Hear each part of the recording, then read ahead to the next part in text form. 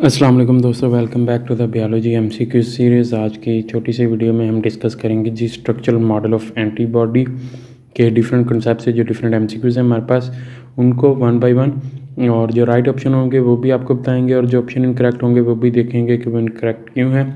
चलिए शुरू करते हैं जी। सबसे पहले हमारे पास एमसीक्यूज़ नंबर 1 है, what is the typical structure of antibody molecule. Typical structure antibody molecule का हमारे पास क्या होता है? लीनियर होता है, सर्कुलर होता है, वाई शेप्ड होता है या फिर स्फेरिकल होता है। तो हमारे पास जो एंटीबॉडी का स्ट्रक्चर होता है वो मेनली होता है कुछ इस तरह का, और इसमें जो है इसी तरह ये एक चेन होगी, इसी के साथ जो है वो हमारे पास जो है वो दूसरी चेन आ जाती है, और इसी तरह फिर हमारे पास जो है ये तीसरी और चौथी चेन है। सिंपली ये इस तरह का बन जाएगा। ये इसके जो साइड पे चेन होती है ये हमारे पास जो है लाइट चेन होती है, और जो अंदर वाली साइड पे जो अटैच होती है टेल के साथ ये हमारे पास जो है हैवी चेन होती है, जिसको हम जो है वो कांस्टेंट चेन भी कह देते हैं। तो यहाँ पर इसका जो राइट ऑप्शन आएगा वो चार्ली ऑप्शन हमारे पास जो है राइट होगा। वाइस शेप जो है इसकी टिपिकल स्ट्रक्चर होता है एंटीबॉडी मॉलिक्यूल का। नेक्स्ट है हमारे पास क्वेश्चन नंबर 2 है, how many polypeptide chains are present in an antibody molecule. Total polypeptide chains हमारे पास जो एंटीबॉडी मॉलिक्यूल में कितनी होती हैं? 1 2 3 4। तो इसमें हमारे पास जो टोटल 4 पॉलीपेप्टाइड चेन्स होती हैं। इनमें हमारे पास जो है 2 जो होती हैं वो हैवी चेन्स होती हैं, और 2 ही जो है वो हमारे पास जो है लाइट चेन्स होती हैं।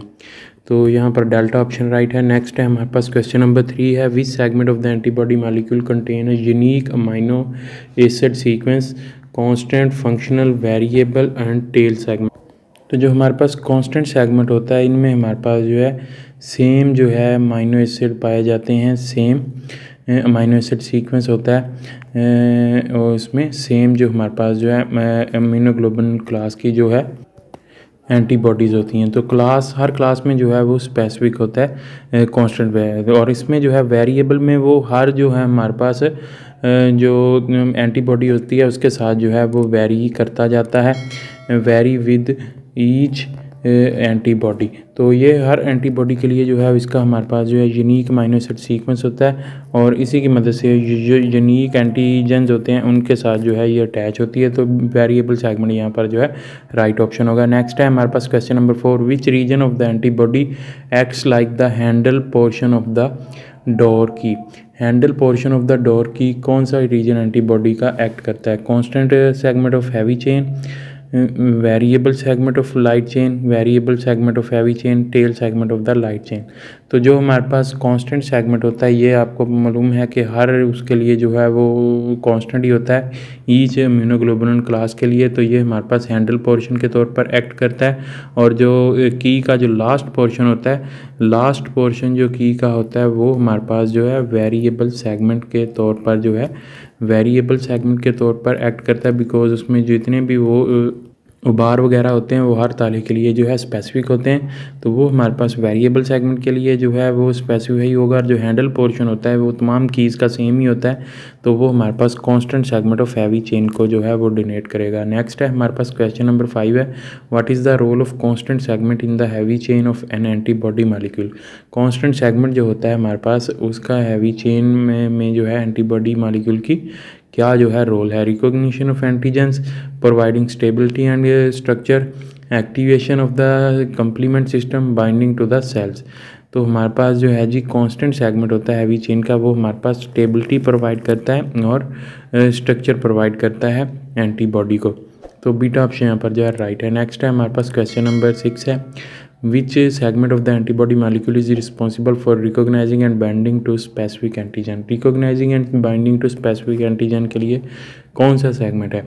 कांस्टेंट सेगमेंट है, फंक्शनल सेगमेंट है, वेरिएबल सेगमेंट है, टेल सेगमेंट है। तो जैसा कि आपको मालूम है कि हर जो हमारे पास एंटीजन होगा स्पेसिफिक एंटीजन, उसके लिए specific molecule amino acid structure जो है सीक्वेंस जो है रिक्वायर होगा। तो वो स्पेसिफिक अमाइनो एसिड सीक्वेंस जो है यूनिक अमाइनो एसिड सीक्वेंस जो है वो हमारे पास हर एंटीबॉडी का वेरिएबल सेगमेंट में पाया जाता है। तो वेरिएबल सेगमेंट ही जो है वो हमारे पास रिकॉग्निशन और बाइंडिंग टू स्पेसिफिक एंटीजन के काम आएगा। नेक्स्ट है हमारे पास क्वेश्चन नंबर 7 है, in B cell receptors which region of the immunoglobulin protrudes from the B cells. तो कौन सा जो हमारे पास बी सेल रिसेप्टर में कौन सा रीजन इम्यूनोग्लोबुलिन का प्रोट्रूड करता है बी सेल से? कॉन्स्टेंट रीजन है, फंक्शनल रीजन है, वेरिएबल रीजन है, टेर रीजन है। तो वेरिएबल रीजन जो है वो हमारे पास जो है बी सेल रिसेप्टर्स में जो है इम्यूनोग्लोबुलिन का वो हमारे पास जो है प्रोट्रूड करता है बी सेल से। तो चार्ली ऑप्शन यहाँ पर जो है राइट होगा। नेक्स्ट है हमारे पास क्वेश्चन नंबर 8 है, which part of the body antibody performs functions such as binding to the cells and activating the complement system. तो कौन सा हमारे पास जो है एंटीबॉडी का पार्ट जो है कंप्लीमेंट सिस्टम को एक्टिवेट या फिर सेल से बाइंड करने के काम आता है? कांस्टेंट सेगमेंट है, फंक्शनल सेगमेंट है, वेरिएबल सेगमेंट है, टेल सेगमेंट है। तो टेल सेगमेंट जो होता है हमारे पास वाई चेन का, वो हमारे पास जो है बाइंडिंग टू द सेल या फिर एक्टिवेटिंग द कंप्लीमेंट सिस्टम के काम आता है। नेक्स्ट है हमारे पास क्वेश्चन नंबर 9 है, how many identical long chains called heavy chains are present in the antibody molecule. तो हमारे पास जो है कितनी लॉन्ग चेन्स जो हैवी चेन्स कहलाती हैं वो पाई जाती हैं एंटीबॉडी मॉलिक्यूल में? नन, 1, 2, 4। तो टोटल हमारे पास जो है जी 4 चेन्स जो है पॉलीपेप्टाइड चेन्स जो है वो पाई जाती हैं। उनमें 2 हमारे पास जो है वो हैवी चेन्स होती हैं यानी लाइट चेन्स होती हैं, और 2 ही हमारे पास जो है वो 2 ही हमारे पास हैवी चेन्स होती हैं, 2 ही हमारे पास जो है लाइट चेन्स होती हैं, और इनको जो है लॉन्ग चेन्स और शॉर्ट चेन्स भी कहा जाता है। तो चार्ली ऑप्शन यहाँ पर जो है राइट होगा। नेक्स्ट है हमारे पास क्वेश्चन नंबर 10 है, which segment of the antibody molecule anchors the molecule to the cell in B cell receptor.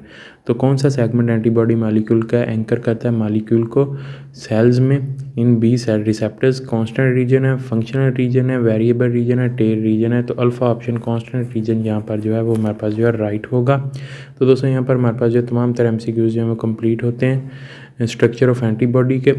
उम्मीद करता हूँ दोस्तों आपको वीडियो पसंद आई होगी। वीडियो पसंद आई तो इसे लाइक कीजिएगा, दोस्तों के साथ शेयर कीजिएगा। अगर आप इस चैनल पर नए हैं तो चैनल सब्सक्राइब कर लें और साथ बेल आइकन को प्रेस कर लें। इस वीडियो में तरह मिलेंगे एक नए वीडियो के साथ। अपना बहुत सारा ख्याल रखिएगा, दुआ में याद रखिएगा। तब तक के लिए अल्लाह हाफिज़।